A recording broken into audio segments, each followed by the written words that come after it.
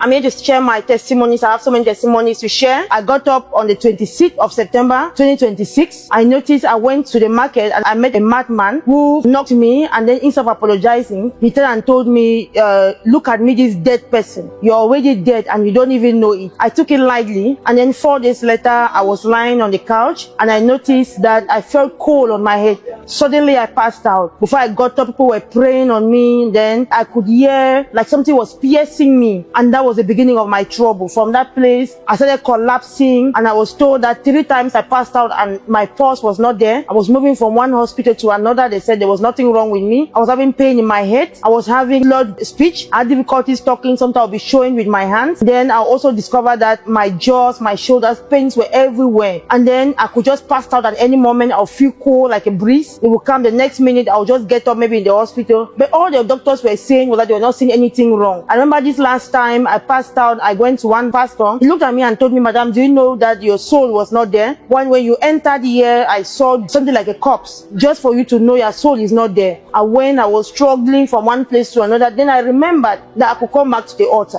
And so my own case was a bit difficult because I saw others coming to the altar, but they had the name of a disease.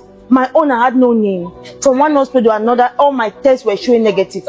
And it continued like that until March 2025. These patterns were repeating March and October each year, each year.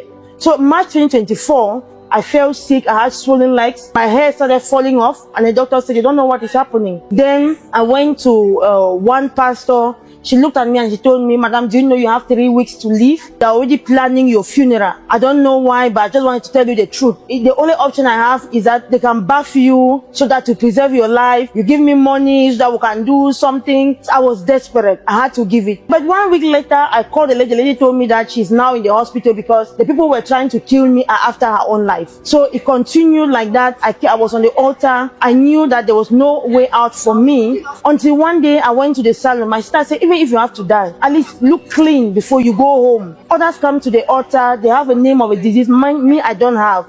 Few months later, they diagnosed me of sclerodermia. I've never had that kind of disease. They started struggling with sclerodermia. Before I knew, they said I had myositis. I said, which one was that? They said it was inflammation of the body. My whole body was paining. Before I knew it, my hair started falling off. Before I knew it, they now said, no, I have Sjogren syndrome. I have all of that. But just like Pastor Jerry will say, what they saw before, they will not see it again. What they saw before, they will not see it again. They told me that I would be on drugs for life. They gave me even an inhaler. I was struggling with it. I was saying that I was struggling with my job.